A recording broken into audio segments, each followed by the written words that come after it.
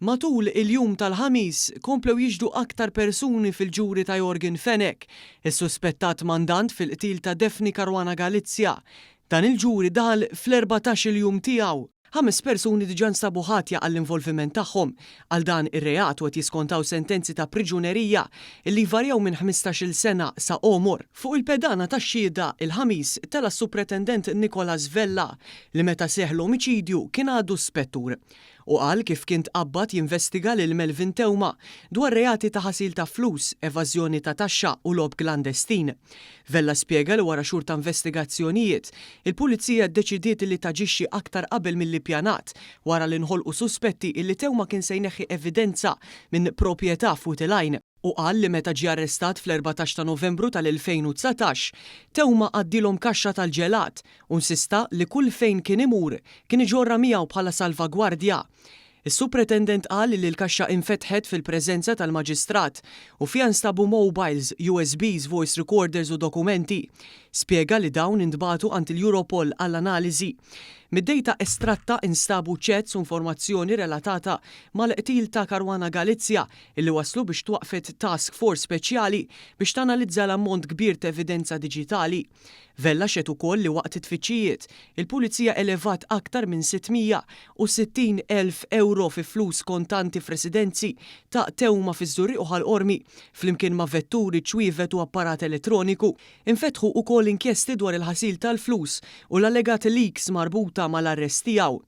Fil-kontro eżami mid-difiża, is-supretendent Vella kien mistoqsi dwar il-ġid ta' Melvin Tewma u qal li fuq ismu kellu reġistrati 11 il-proprjetà waqt li nstabu aktar dokumenti dwar proprjetajiet oħrajn.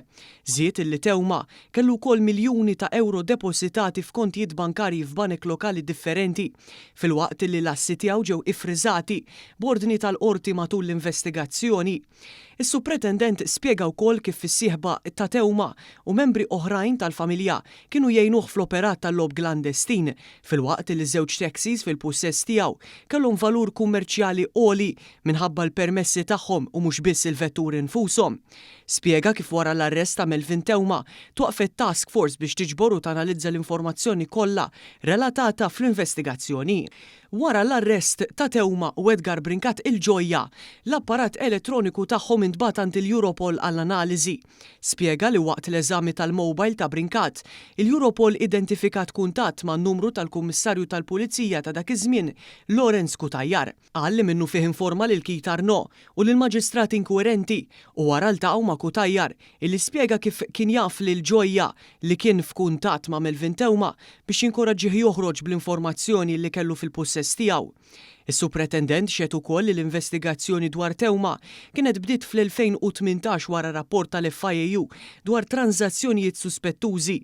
Vella spjega kif it-tfittxijiet fir-residenzi ta' Tewma kienu saru b'mod intensivi b'għajnuni ta' esperti Olandiżi illi kellhom tamir speċjalizzat biex jinstabu oġġetti moħbijin anke fil-ħitan.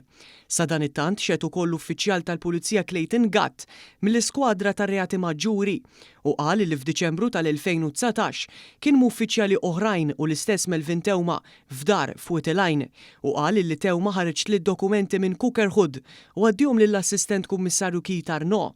Fi żjed xhieda Xarlo Qasa, Brendan Gilly, Daniel Formosa u Abigail Grek li huma esperti forensiċi ittrattaw fost oħrajn ritratti u filmati li ttieħdu meta nfetħet il-kaxxa tal-ġelat bl-evidenza ta' Melvin Tewma, kif ukoll il-kampjuni tad-DNA tal-aħwa George u Alfred De Giorgio meta dawn ġew arrestati xarejn wara l-omiċidju. Il-ġuri issa jkompli il-ġimgħa filgħodu.